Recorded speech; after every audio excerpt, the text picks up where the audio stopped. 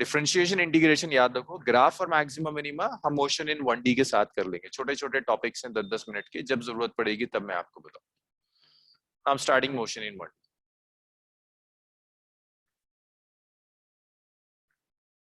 Motion in 1D. Motion in straight line. हाँ, chapter number 3. Motion in 1D कुछ basic concept से start होता है। जैसे पहला है द कॉन्सेप्ट ऑफ पोजीशन, या रुको, पोजीशन तो आप जानते हो। स्टार्ट होगा with the definition of rest in motion. Rest and motion की डेफिनेशन से स्टार्ट होगा। अब स्टार्टिंग की डेफिनेशंस है, मैं डेफिनेशंस नहीं लिखूंगा, आपके पास इवनिंग तक पीडीएफ आ जाएगा। एक बॉडी रेस्ट में होने का क्या मतलब है? बॉडी की पोजीशन चेंज नहीं हो रही। Rest means no change in position. Position में कोई चेंज नहीं आ रहा with respect to time, time की रिस्पेक्ट में, एंड फ्रेम ऑफ रेफरेंस, और फ्रेम ऑफ रेफरेंस की respect. Frame of reference means place of observation. आप अगर अपनी चेयर पर बैठे हो तो आपके लिए फ्रेम ऑफ रेफरेंस चेयर है। आप सामने वाली वॉल को देखते हो, वॉल की पोजीशन आपके रिस्पेक्ट में चेंज नहीं हो रही, दैट मींस वॉल आपकी रिस्पेक्ट में रेस्ट। अगर पोजीशन चेंज हो जाए तो मोशन है, आप कहोगे बॉडी मोशन में आ गई। अगर पोजीशन चेंज हो गई बॉडी की, जैसे आप बैठे हो अपनी चेयर। फ्रेम ऑफ रेफरेंस दोबारा समझा सकते हैं? Yes, frame of reference means place of observation, जहां से भी आप ऑब्जर्वेशन ले रहे हो, that is frame of reference. जैसे आप घर में बैठे हो, चेयर के ऊपर बैठे हो और आप ऑब्जर्व कर रहे हो, वॉल को ऑब्जर्व करते हो, बाहर कार है, कार मूव कर रही है, आप उसे ऑब्जर्व कर रहे हैं, तो आपके लिए फ्रेम ऑफ रेफरेंस वो चेयर है जहां आप बैठे हो। Place of observation is frame of reference. या आप किसी कार में बैठ जाते हैं, वो कार मूव कर रही है और उस मूविंग कार से आप सब कुछ देख रहे हो। आप किसी बॉडी की एक्सेलरेशन मेजर कर रहे हो, किसी की वेलोसिटी मेजर कर रहे हो, तो आप कहाँ बैठे हो? कार में। That moving car is your frame of reference. एक इंसान अर्थ के एटमॉस्फेयर के बाहर, अर्थ की सरफेस के बाहर किसी सैटेलाइट या किसी स्पेसक्राफ्ट में बैठा हुआ है, उसके लिए फ्रेम ऑफ रेफरेंस वो स्पेसक्राफ्ट है, place of observation. Okay sir, got it. So अगर पोजीशन चेंज होती है तो आप कहोगे कि बॉडी रेस्ट में नहीं है, बॉडी मोशन में आ जाएगी। Time and frame of reference, time and frame of reference. ठीक है देवन? तो ये रेस्ट एंड मोशन की डेफिनेशन। अब देखो, rest and motion absolute terms नहीं है। ऐसा नहीं हो सकता है कि एक ऑब्जेक्ट हमेशा रेस्ट में रहे। एक ऑब्जेक्ट एक ही टाइम पर हो सकता है, तो अलग अलग ऑब्जर्वर्स के रिस्पेक्ट में देख रहे हैं, एक ऑब्जर्वर के लिए रेस्ट में, एक ऑब्जर्वर के लिए मोशन में। जैसे ट्रेन का एग्जाम्पल ले लो। ट्रेन में एक पैसेंजर बैठा है, जो भी observer with in the train है उसके लिए वो पैसेंजर रेस्ट में होगा। लेकिन जो ऑब्जर्वर ग्राउंड पे खड़ा हुआ है उसे लगेगा कि ट्रेन मूव कर रही है तो पैसेंजर भी मूव कर रहा है।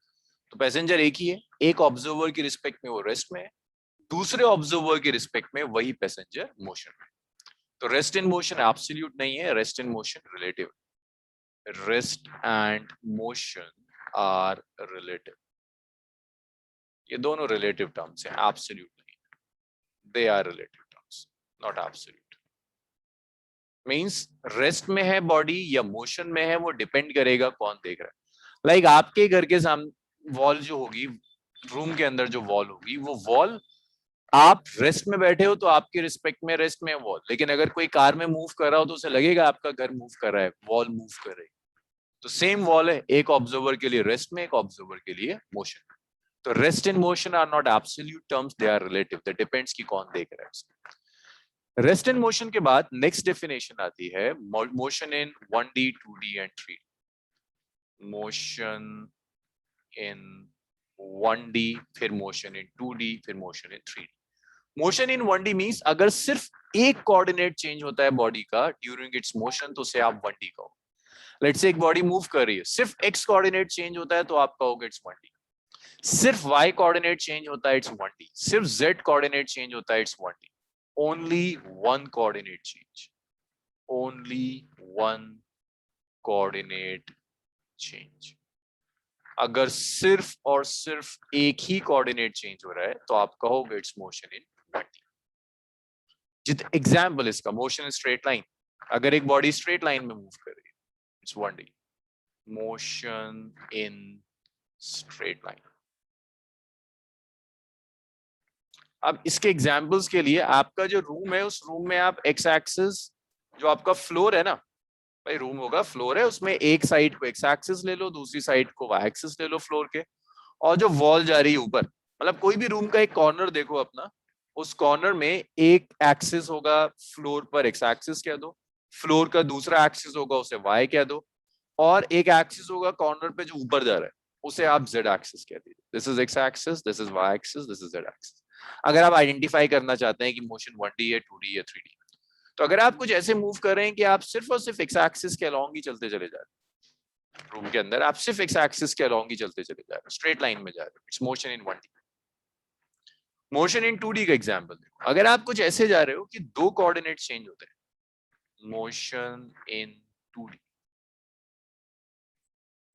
मोशन इन 2D का एग्जांपल है जैसे आपने रूम में कोई इंसेक्ट छोड़ दिया, कोई इंसेक्ट है वो क्रॉल कर रहा है, तो जब इंसेक्ट मूव करेगा, लाइक इंसेक्ट ऐसे जाएगा, कभी वो ऐसे जाएगा, कभी ऐसे जाएगा, ऐसे जाएगा, ये एक्स वाई समझो आपके फ्लोर है, तो एक्स कोऑर्डिनेट भी चेंज होगा, वाई कोऑर्डिनेट भी चेंज होगा, इसे आप कहोगे इट्स मोशन इन 2D। तो motion in 2D means two coordinates will change, two coordinates will change. अगर दो कोऑर्डिनेट्स चेंज करेंगे तो उसे आप कहोगे that is an example of motion in 2D। जैसे अब बताया ना एग्जांपल क्या हो जाएगा, इंसेक्ट। सर यूनिफॉर्म मोशन भी एग्जांपल होगा। यूनिफॉर्म मोशन का मतलब है स्पीड कांस्टेंट है, 1D में भी स्पीड कांस्टेंट हो सकती है, 2D में भी स्पीड कांस्टेंट हो सकती है, 3D में भी स्पीड कांस्टेंट हो सकती है। ये कुछ ऐसा है कि मैंने आपको एक कार दी और मैंने आपसे कहा भाई एक्सीलरेटर जो आपका स्पीडोमीटर है उसमें हमेशा 60 आना चाहिए, 60 किलोमीटर पर आवर से। अभी तो आपकी मर्जी है ना कि आप स्ट्रेट लाइन में जाओ या आप जिगजैग जाओ या आप कार को उड़ाना शुरू कर दो, अगर उसमें कुछ ऐसा इंजन लगा हुआ है। Yes sir. ठीक है, सो uniform motion could be in 1D, 2D and 3D। Coordinates will change. Example is insect crawling on floor. और अगर अगर एक हम बॉल को ऊपर उछाले तो फिर वो जब वापस आती है तो ये भी तो हो सकता है। अगर आपने बॉल को उछाला, किस एक्सिस के अलोंग बॉल मूव कर रही है मुझे बताओगे आप सब लोग? अगर एक बॉल है आपने उसको ऊपर थ्रो कर दिया, फिर वाई एक्सिस, वाई एक्सिस या जेड एक्सिस? भाई मैंने अभी कहा था कि तुम अपने ये देख लो, क्योंकि आगे के सारे डिस्कशंस के लिए ये बेस रहना चाहिए। तुम्हारे घर का जो फ्लोर है ना, हाँ, तुम्हारे घर का जो फ्लोर है वो एक्स वाई है। भाई अपने रूम में बैठे हो, स्क्वायर रेक्टेंगुलर किसी शेप में होगा ना, किसी एक साइड को कह दो एक्स है, दूसरा कह दो वाई, फ्लोर तुम्हारा एक्स वाई है। और जो तुम्हारी छत तक जा रहा है, सीलिंग तक जो एक्सेस जा रहा है, that is your Z axis. ऊपर ऊपर इज जेड एक्सिस। ठीक है, अब बताओ मुझे, अगर एक बॉल को मैंने ऊपर फेंका तो किस एक्सिस के अलोंग गई ये ball? Z axis, straight line में जा रही है, तो सिर्फ जेड एक्सिस के ऊपर, सिर्फ जेड एक्सिस चेंज होगा, ऊपर जाएगी या नीचे जाएगी? So example of 1D, 2D, 3D। 1D। अब आप उस बॉल को फेंको, छोड़ दो, वो रिबाउंड करती रहे। कहाँ रिबाउंड कर रही है? जेड एक्सिस के अलोंग ही रिबाउंड कर रही है ना, example of motion straight line. लेकिन एक बात बताओ, मैंने एक फुटबॉल ली और मैंने फुटबॉल रूम में रखा, उसको किक मारी, वो बार बार वॉल्स के साथ इधर उधर कोलाइड कर कर जा रही है, तो कैसा एग्जांपल हो? उड़ नहीं रही फुटबॉल, 2D। 2D ऐसे जा रही है फुटबॉल, ऐसे गई, मैं इसको यहाँ से किक मारी, इधर बॉल थी, इधर गई, इधर बॉल थी, इधर गई, इधर गई। एक्स भी चेंज हो रहा है, वाई भी चेंज हो रहा है, इट्स एन एग्जांपल ऑफ। ये क्लियर है सबका? हाँ जी ऋषभ, हुआ यहाँ तक? Yes sir. अच्छा उन्हीं, मुझे एक बात बताओ, अगर ये इंसेक्ट जो क्रॉल कर रहा है इसके पर भी निकल आए और ये उड़ना शुरू कर दे तो इसका मोशन कैसा हो? Sir 3D। 3D। लाइक आपके रूम में कोई एक इंसेक्ट था, चींटा मान लो, चींटा घूम रहा था, होता है ना इस मौसम में बरसात में पर निकल आते हैं और उड़ना भी शुरू कर दे, तो एक्स कोऑर्डिनेट भी चेंज होगा, वाई कोऑर्डिनेट भी चेंज होगा, और देखो छत तक पहुंच जाएगा, जेड कोऑर्डिनेट भी चेंज हो रहा है। So that is an example of motion in 3D। देखिए काइनेमेटिक्स में बहुत मिक्स अप करके कराऊंगा, इसलिए ये टर्म क्लियर होनी चाहिए आपकी। Motion in 3D, all three coordinates will change, all three coordinates will change। देखिए मैं क्लास में अब जो डेफिनेशंस आपसे कोई नहीं पूछने वाला, कोई नहीं पूछेगा व्हाट इज 1D लिख कर दिखा दो। मैं लिखूंगा जस्ट इसलिए कि नोट्स में होना चाहिए रिप्रेजेंटेटिव पर्पस के लिए, बाकी जो एग्जैक्ट डेफिनेशंस हैं उसके आपको पीडीएफ में। इसका कोई एग्जांपल बताओगे मुझे मोशन इन 3D का? गैस का motion, air, air air part gas के पार्टिकल्स का मोशन ले लो, इन जनरल 3D होगा, या मोशन ऑफ बर्ड ले लो, है ना। इन जनरल जब बर्ड उड़ेगी एक्स के लॉन्ग भी जाएगी, वाई के लॉन्ग भी जाएगी, जेड के लॉन्ग भी जाएगी। सो आखिरी देखो 1D का क्या मतलब है। 1D मींस अगर सिर्फ एक कोऑर्डिनेट चेंज हो रहा है, बॉडी किसी एक डायरेक्शन में जा रही है। जैसे आपने एक बॉल ली, उसको सिर्फ एक्स एक्सिस के अलोंग मूव कराया, that's an example of 1D, सिर्फ एक कोऑर्डिनेट चेंज हो रहा है। अगर दो कोऑर्डिनेट चेंज हो, एक्स बी और वाई बी, तो उसे आप कहोगे 2D। एग्जांपल क्या है भाई, आप एक बॉल लो, उसको रूम में फेंक दो, अपने फ्लोर पे फेंक दो, तो एक्स भी चेंज होगा, रैंडमली मूव करेगी ना, एक्स भी चेंज होगा, वाई भी चेंज होगा, इज एग्जांपल ऑफ 2D। लेकिन अगर वही बॉल उड़ना भी शुरू कर दे, तो एक्स भी चेंज होगा, वाई भी चेंज होगा, जेड भी चेंज होगा, that would be N example of 3D motion. ठीक है। 3D वाला ग्राफ कैसे बनेगा, मतलब ये जो आपने प्लेन पे बना के दिखाया था। इसको मैं 3D को ऑब्वियसली मैं कॉपी पे ड्रॉ करके नहीं दिखा सकता, 3D को कॉपी पे ड्रॉ करके नहीं दिखा सकता। चलिए इसको लिखना शुरू करिए जल्दी जल्दी। Will start with the equation of trajectory. पहली कैलकुलेशन इक्वेशन ऑफ ट्रैजेक्टरी की होगी। लिखिए प्लीज, इतना लिखिए, इक्वेशन ऑफ ट्रैजेक्टरी से स्टार्ट करते हैं। सर बट बर्ड कैसे 3 डायमेंशन में मूव करेगी, समझ नहीं आ रहा। बर्ड कैसे मूव करेगी? अच्छा ये बताओ कि अगर एक इंसेक्ट है वो आपके फ्लोर रूम में घूम रहा है ना, एक चीटा है वो आपके रूम में घूम रहा है, तो उसमें उसके मोशन में कितने कोऑर्डिनेट चेंज होंगे? हाँ मानसी, एक इंसेक्ट है आपके घर के फ्लोर के ऊपर क्रॉल कर रहा है, तो कितने कोऑर्डिनेट चेंज होंगे? एक चेंज, 2 कोऑर्डिनेट चेंज होगा ना, एक्स भी चेंज होगा, वाई भी चेंज होगा। अच्छा अब अगर वो इंसेक्ट उड़ना शुरू कर दे, सर तो तो क्या तीनों जेड तीनों। अब जो बर्ड है वो इंसेक्ट की तरह ही तो उड़ेगी, वो कभी आगे जाएगी, कभी पीछे जाएगी, कभी ऊपर जाएगी, है ना, तीनों कोऑर्डिनेट चेंज हो रहा है। तो अगर कुछ उड़ रहा है, मतलब किसी के पास इतनी पावर है कि वो उड़ रहा है, तो उसका जो मोशन होगा दैट कुड बी 3D। अब वो एक अलग बात है कि भाई उड़ने उड़ते उड़ते वो कहेगी नहीं मैं नहीं जाता कहीं और, मैं तो सिर्फ जेड के अलोंग जाऊंगा, तो 1D हो जाएगा। But in general it can move in any direction, so in yes general that could be a 3 dimensional motion. और इसमें डिस्कशंस है ना, तो अभी कर लो, क्योंकि ये अब तक तो तुम कर रहे थे मैथ्स, वेक्टर्स भी मैथ्स था, डायमेंशन भी मैथ्स था, एरर भी मैथ्स था, और मैथमेटिकल फिजिक्स तो मैथ्स था ही था। अब से फिजिक्स शुरू हो रही है, बहुत कुछ बिगड़ जाएगा अगर यहां से इमेजेस बहुत क्लियर नहीं। अभी तक एज अ टीचर मेरा काम होता है आपकी कैलकुलेशन सुधारना। अब आपकी कैलकुलेशन सुधर चुकी होंगी, अब आप सॉल्व करोगे चीजों को। फिजिकल इंटरप्रिटेशन बड़ा क्लियर होना चाहिए। देविन तुम्हारा डिस्कनेक्ट हो गया था, अब ठीक है 1D 2D 3D?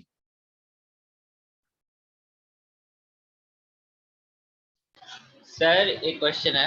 हाँ हाँ सर अगर कोई बॉडी सर्कुलर मोशन में घूम रही है तो मतलब उसका कौन सा मोशन है? हाँ हाँ हाँ, आयुष कर लो, प्रॉब्लम नहीं। अगर एक बॉडी सर्कुलर पाथ पे जा रही है, तो सोचो, मतलब इसीलिए मैंने ना फ्लोर का एग्जांपल दिया, मैं सब कुछ तुम्हारे कमरे में सॉल्व करूंगा। 1D 2D 3D जब भी मैं पढ़ाऊंगा ना, तो तुम्हारे रूम को लेके पढ़ाऊंगा। तुम बताओ अगर एक बॉडी घूम रही है, बॉडी क्या घूम रही है, कोई वो ले लो, कोई कीड़ा है, कोई घर में कोई इंसेक्ट है, वो घूम रहा है, रिवॉल्व कर रहा है किसी पॉइंट के, तो क्या हो रहा है, कितने एक्स और कोऑर्डिनेट्स? वाई चेंज हो रहा है बस। हाँ एक्स और वाई चेंज हो रहा है, तो कैसा एग्जांपल है 1D 2D 3D? 2D। So circular motion example of 2D motion. चलिए ये भी लिख लिया आप लोगों ने। अच्छा जी, अब यूजुअली तो डिस्टेंस और डिस्प्लेसमेंट से शुरू किया जाता है ये, लेकिन डिस्टेंस और डिस्प्लेसमेंट से पहले एक टर्म और आती है जिसे कहते हैं equation of trajectory. Very critical term.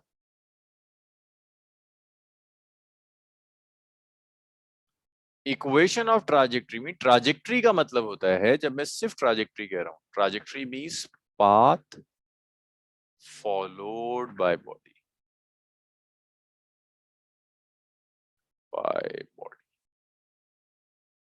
अगर एक बॉडी है वो जो भी पाथ फॉलो करेगी उस पाथ को हम ट्राजेक्टरी कहते हैं। जैसे एक बॉडी है और वो स्ट्रेट लाइन में मूव कर रही है तो ये स्ट्रेट लाइन ट्राजेक्टरी है उसकी, स्ट्रेट लाइन ट्राजेक्टरी। एक बॉडी है ऐसे मूव कर रही है तो ये रैंडम, ये जिगजैग ट्राजेक्टरी है उसकी। अगर एक सर्कुलर में जा रहा है तो ये सर्कुलर पाथ ट्राजेक्टरी है उसकी। किस पाथ पर मूव कर रहा है ना वो उसकी ट्राजेक्टरी है। स्ट्रेट लाइन हो सकती है, सर्कुलर हो सकती है, जिगजैग हो सकती है, कुछ भी हो सकता है ट्राजेक्टरी। आपको अब ऐसी बात है, आप ड्रॉ करके तो नहीं दिखाओगे ना उसे, आप तो कैलकुलेट करके दिखाओगे। आप उसे बताओगे इक्वेशन ऑफ ट्राजेक्टरी, तो इक्वेशन ऑफ ट्राजेक्टरी कैलकुलेट करेंगे कैसे? स्ट्रेट लाइन है, सर्कुलर है, कुछ भी रैंडम रैंडम कुछ भी हो सकता है।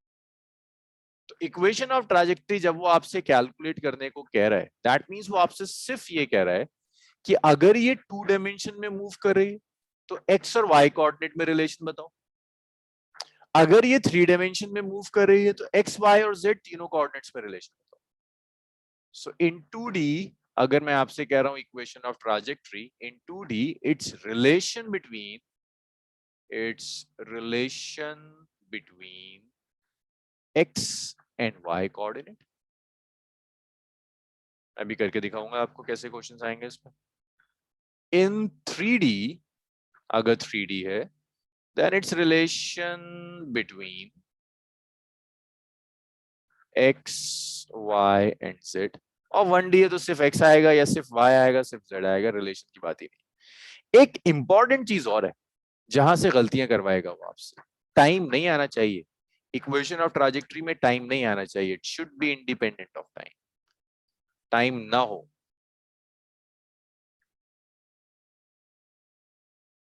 एक्सप्लिसिटली टाइम ना आए आपकी इक्वेशंस के अंदर अगर आप इक्वेशन ऑफ ट्राजेक्टरी लिख रहे हैं। मैं आपको 2 इक्वेशंस ऐसा लिख कर दे तो रहा हूँ। होना चाहिए। टाइम आ गया तो क्या होगा? टाइम आ गया तो फिर आपको तो ये दिखाना है ना कि जो आपकी बॉडी मूव कर रही है उसका मोशन एक्स और वाई कोऑर्डिनेट पर कैसे डिपेंड कर रहा है, राइट? आप ये तो दिखाना चाहते हैं कि एक्स और वाई पे कैसे डिपेंड कर रहा है। आप फिर टाइम भी ले आओ, तो फिर तो आप ये दिखा रहे हो कि एक्स और वाई कोऑर्डिनेट टाइम के साथ कैसे चेंज कर रहा है। वो तो मोशन की इक्वेशन हो गई, डिस्प्लेसमेंट की इक्वेशन हो गई, पोजीशन की इक्वेशन हो गई। वहां से आप वेलोसिटी और एक्सीलरेशन कैलकुलेट करो। लेकिन यस, आपको ट्रैजेक्टरी चाहिए, आपको ना पाथ कैसा फॉलो कर रहा है। ऐसे स्ट्रेट लाइन की इक्वेशन होती है वाई तो से मतलब डिस्टेंस ही हो गया ना। नहीं पाथ। ना, फर्क है। पाथ की इक्वेशन लिख रहे हैं, आप मेजर नहीं कर रहे अभी पाथ को। डिस्टेंस तो वैल्यू है 10 मीटर 20 मीटर, या तो इक्वेशन होगी x स्क्वायर प्लस 2 प्लस 3 या x square is equal to y square और समथिंग, तो आपको बता देगा कि पाथ का शेप कैसा था। देखो मैं तुम्हें बताऊं फर्क क्या है। ये ट्रैजेक्टरी है, इसने 30 मीटर कवर किया ऐसे मूव कर कर, वो डिस्टेंस है। ये ट्रैजेक्टरी है, यस यहां सर। से लेकर जाकर यहाँ 30 मीटर आया, वो डिस्टेंस है। तो distance is a number, trajectory is a path. Okay sir. Sir time आ गया तो 40 बन जाएगा।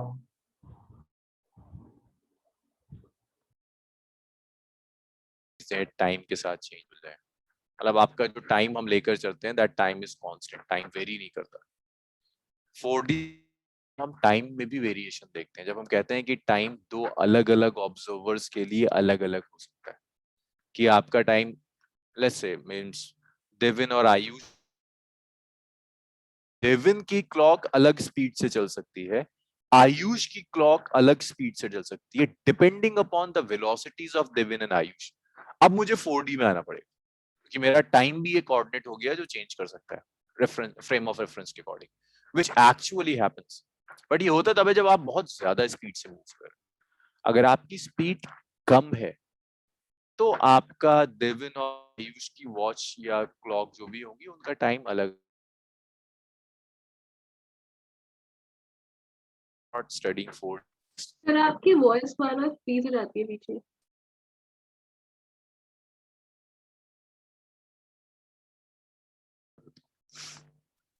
मैं आपसे सिर्फ ये कह रहा हूँ कि 3D और 3D हम कर रहे हैं, लाइक एक्स कोऑर्डिनेट चेंज होगा, वाई कोऑर्डिनेट चेंज होगा, जेड कोऑर्डिनेट चेंज होगा फ्रेम ऑफ रेफरेंस के साथ।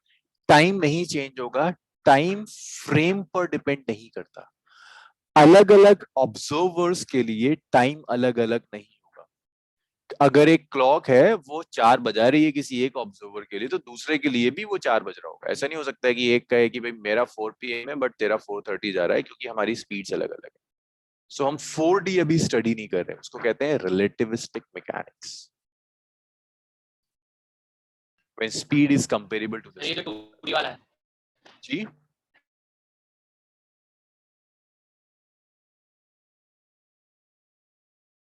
हाँ, सही क्या है। कह रहे हो? दोबारा तुम्हारा वॉइस क्रैक हो गया।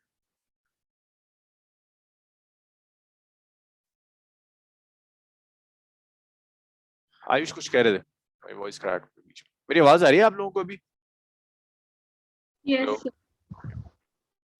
सो ये इक्वेशन ऑफ ट्रैजेक्टरी है। एक्स वाई कोऑर्डिनेट के बीच का जो सिंपल रिलेशन होगा उसे इक्वेशन ऑफ ट्रैजेक्टरी Z और Y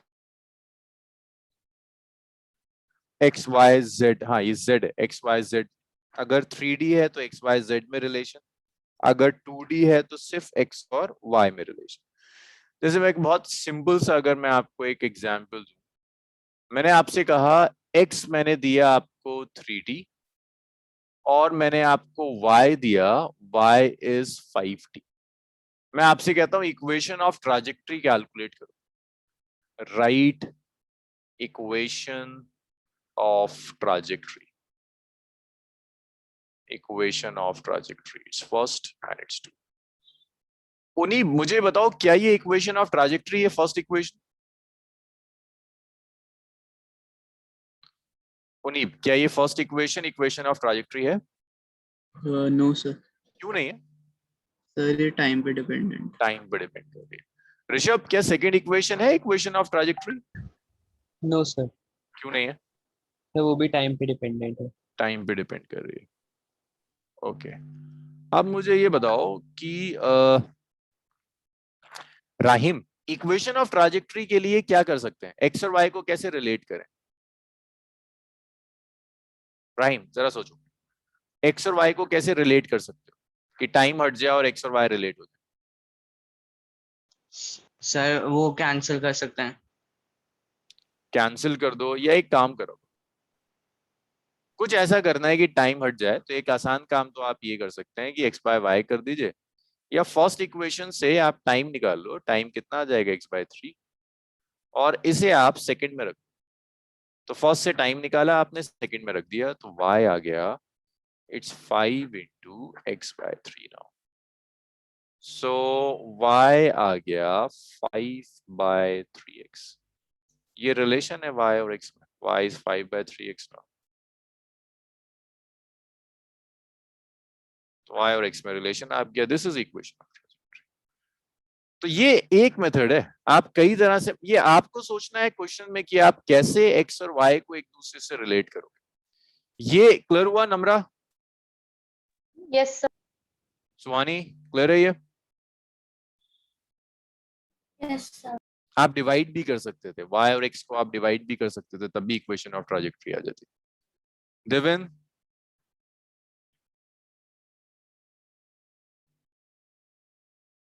ji, x and y को रिलेट करना है और टाइम नहीं आना चाहिए, दैट्स इक्वेशन ऑफ ट्रैजेक्टरी। इतना लिखिए, इसके बाद एक क्वेश्चन और करते हैं।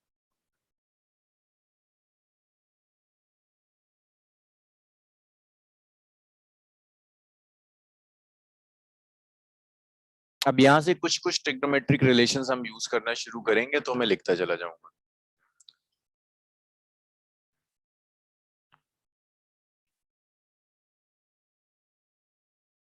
Return sir. ओके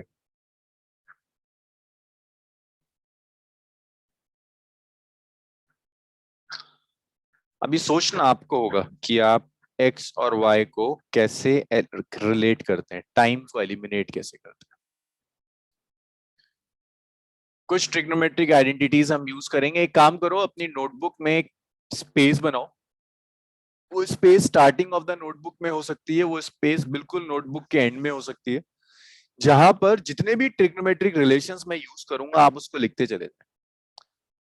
जैसे मैं एक ये यूज करूंगा cos 2t, इसके दो रिलेशंस होते हैं, आप इसको ऐसे लिख सकते हैं 2 cos² t - 1।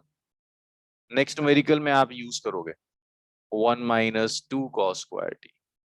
ये रिलेशन भी आप यूज कर सकते हैं, sine 2t is 2 sine t cos t। इन दोनों में से आप कोई एक रिलेशन यूज करें। सो मैं आपको इक्वेशन दे तो रहा ये तो ट्रिग्नोमेट्रिक फॉर्मूलाज है। हूँ, basic trigonometric relation.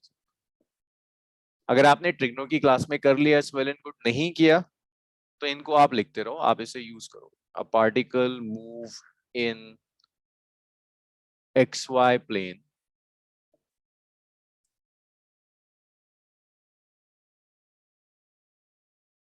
according to relation x is equal to minus 8 sine pi t and y is equal to minus 2 cos 2 pi t. Minus 8 sine pi t minus 2 cos 2 pi t. Find trajectory of path. Find trajectory. मुझे trajectory की equation चाहिए, करिए। क्या motive क्या होगा आपका, कैसे निकालोगे ट्राजेक्ट्री की इक्वेशन? टी को एक्सक्लूड करना है। किसी तरह से टी को एक्सक्लूड करना है। वेरी गुड, करना शुरू कीजिए, से वर्कआउट करना शुरू कीजिए।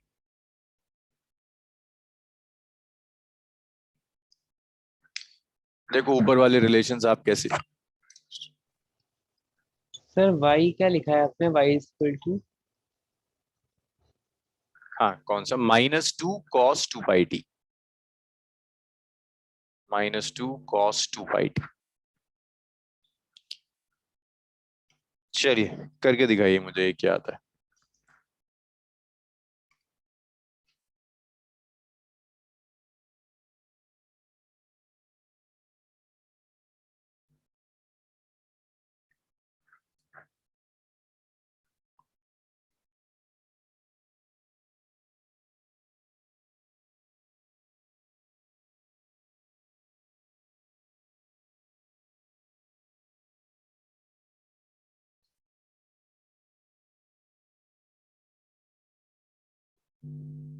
आयुष कुछ आया आंसर? ओके आयुष चेक करते हैं, कुछ तो गड़बड़ लग रही है।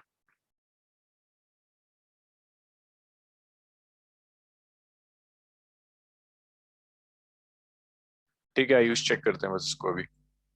और किसी का आंसर?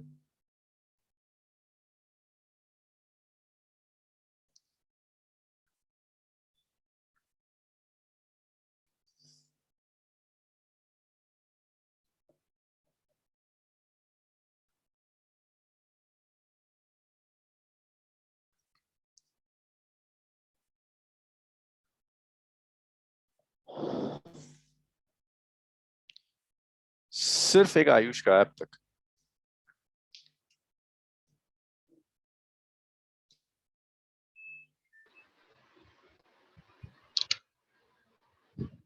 आयुष का ठीक आ रहा है।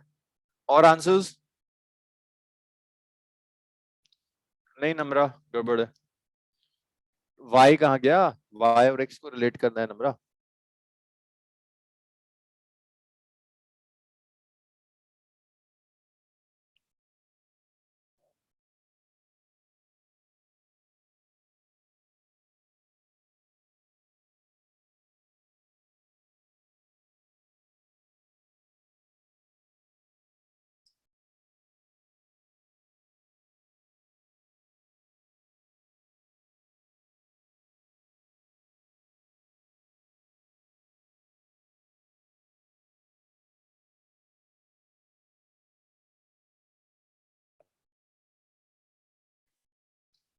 चलो मैं थोड़ी सी हिंट देता हूँ। देखो अगर मैं पूरा सॉल्व कर दूंगा ना तो फिर मजा नहीं आएगा, थोड़ी थोड़ी हिंट से करता है। ये जो cos 2 पाई टी है ना, इसको एक्सपेंड कर लो ये रिलेशन यूज कर। चलो मैं एक हिंट दे रहा हूँ छोटी सी, फिर उसके बाद शायद आपसे सॉल्व हो जाए। हिंट है कि ये जो cos 2 पाई टी है, इस cos 2 पाई टी को आप लिख सकते हो 1 minus 2 sine pi square T square, या ऐसे लिख दो square sine square pi T, 2 sine square pi T, ये आ गया। ये रिलेशन यूज कर लिया ना, इंस्टेड ऑफ टी उसने पाई टी दिया हुआ है, तो cos 2t का इंटी को जब एक्सपेंड करोगे ये आता है 1 माइनस 2 साइन स्क्वायर टी, तो cos 2 पाई टी क्या आ जाएगा, 1 minus 2 sine square pi T, ये आ जाएगा आपका आंसर। करिए, सॉल्व करिए ऋषभ। ठीक है, तो अब भी गड़बड़ है, थोड़ी सी गड़बड़ है। सर पीछे की स्लाइड दिखाना। हाँ हाँ, क्या हो गया दिव्यांशु, लेट गया था? यस नहीं सर, वो लाइट चली गई थी ना। अच्छा अच्छा अच्छा अच्छा, चलिए चलिए, करिए करिए इसको।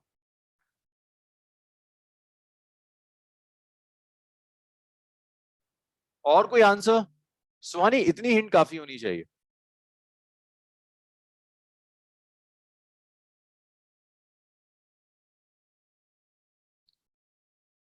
उन्हें इस हिंट को यूज करो, कोशिश करो सॉल्व करने की। ये वाला हिंट यूज कर सॉल्व करो, ये जो मैं लिख रहा हूँ यार, cos 2 पाई टी। देखो मैं लिख दूंगा तो फिर कोई फायदा नहीं है, आप सीख नहीं पाओगे, फिर अगला न्यूमेरिकल फिर मुझे करना पड़ जाएगा इसको।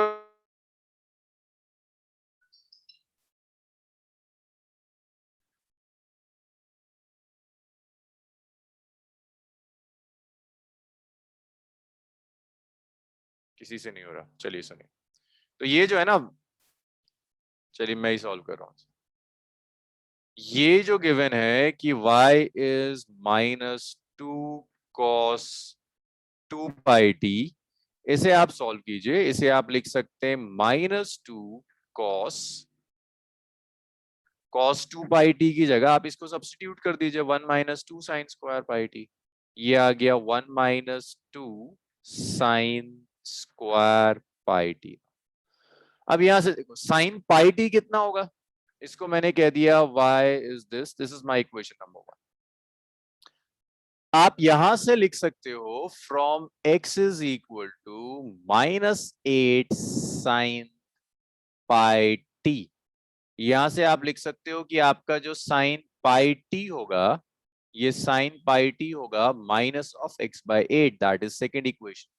बस अब आप सिर्फ इतना कर दो कि सेकेंड से साइन पाई टी की वैल्यू उठाकर 1 में रख दो, इतना तो करो कम से कम। जरूरी थोड़ा है कि हर चीज एक एक लाइन में लिख रहा हूं, अब करो इतना कम से कम। सेकेंड को 1 में सब्स्टिट्यूट करो,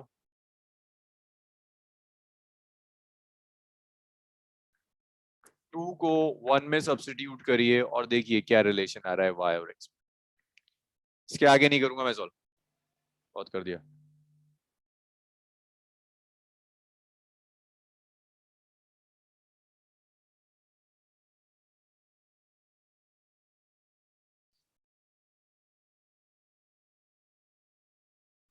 ऋषभ एक बार और ट्राई करो, यहाँ थोड़ी बहुत गड़बड़ थी, अब दोबारा ट्राई करो इसमें, शायद अब कोई गड़बड़ ना हो।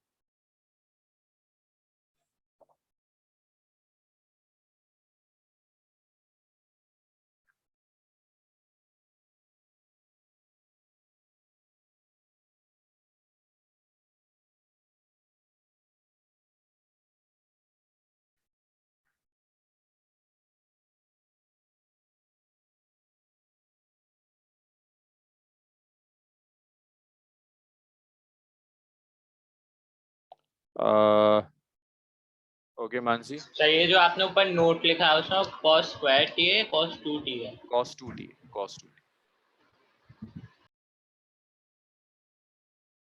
Sir cos 2t is equals to 2 cos square t।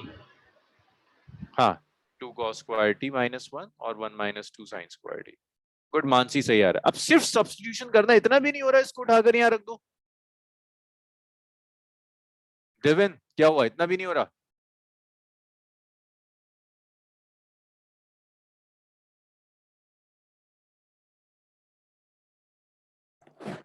क्या कर रहे हो देवेन, मतलब साइन पाई टी की जगह -x/8 रखोगे तो y और x कुछ नहीं आएगा। x और y कहाँ गायब हो गया? देखिए जब आप ये सब्स्टिट्यूशंस करेंगे, so you will get y is -2 1 minus 2 sine square pi t, 1 minus 2 sine square pi t nought. तो ये आ गया y is -2 1 - 2 sine pi t कितना है -x/8 -x/8 whole square. So y is -2 1 - 2 it's x square by 64. Y is -2 1 - x square by 32. आप इस -2 से चाहो तो मल्टीप्लाई करो, तो y आ गया it's -2 plus x square by 32 into 2, तो y आ गया -2 plus x square by 16. This is the relation, ये है equation of transit.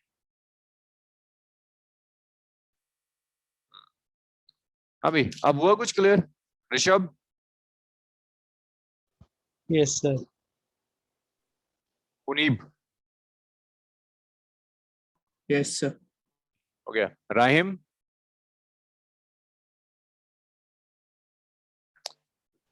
Yes, sir. Wahib? Yes, sir. चलो, और किसी का कोई डाउट इसमें? मानसी, आयुष, नम्रा? और यहाँ पे डिवीजन काम नहीं करेगा? नहीं, डिवीजन कैसे काम करेगा? cos 2 pi t और sin pi कैसे कैंसिल होगा? Okay sir. नहीं आया तो देवन देखो कितना आसान काम।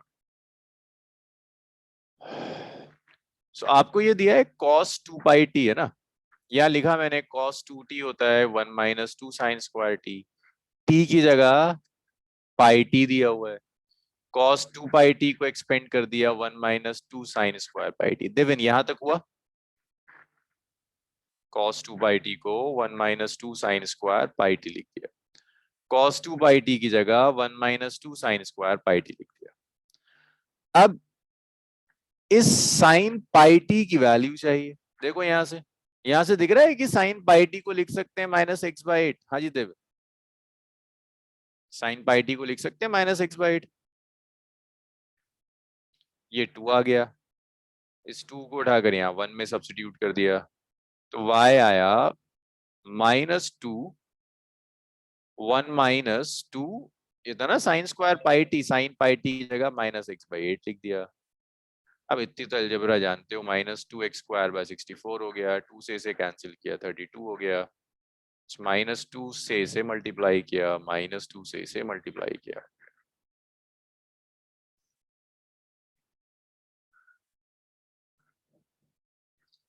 एक और करो भाई। So can you show like the entire calculation?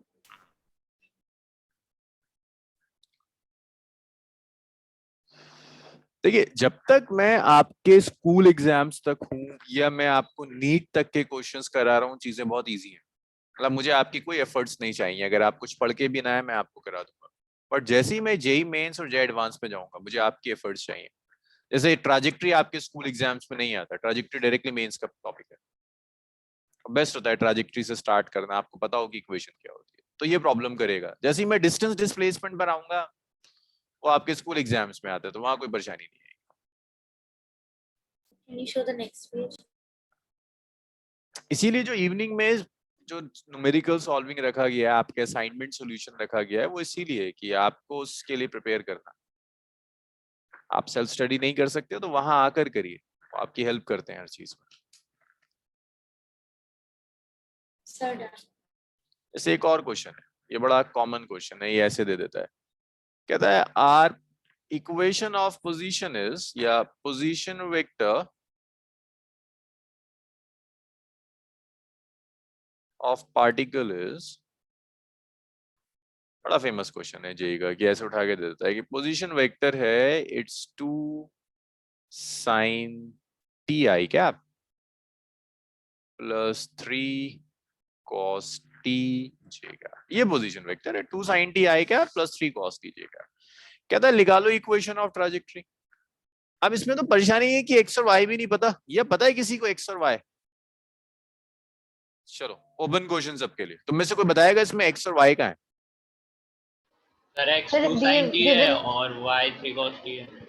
Perfect, ये एक्स है और ये y है, तो ये x दिया है विच इज 2 sin t, और भाई ये y दिया है विच इज 3 cos t। अब किसी तरह से x और y को रिलेट करना है। अब तो टाइम हो गया, मैं इसको तो नहीं सॉल्व करा पाऊंगा, ये आपको होमवर्क होगा। हिंट मैं आपको दे देता हूं, और हिंट ये है कि sine square T plus cos square T 1 होता है। अब बाकी आप समझदार लोग, आप कर सकते हो, ये हिंट आप यूज करें। Okay, so from the next class onwards वही trivial topics, distance, displacement, speed, velocity, acceleration, ये सब हम मंडे से शुरू करते हैं। चलिए लिखिए इतना, आज इतना ही, और अब पढ़ना शुरू कर दो, easy part is over.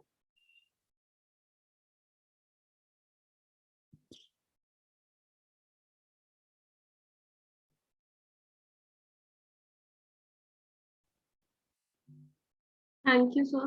Okay बच्चों, चलो bye. Thank you, sir. Thank you sir.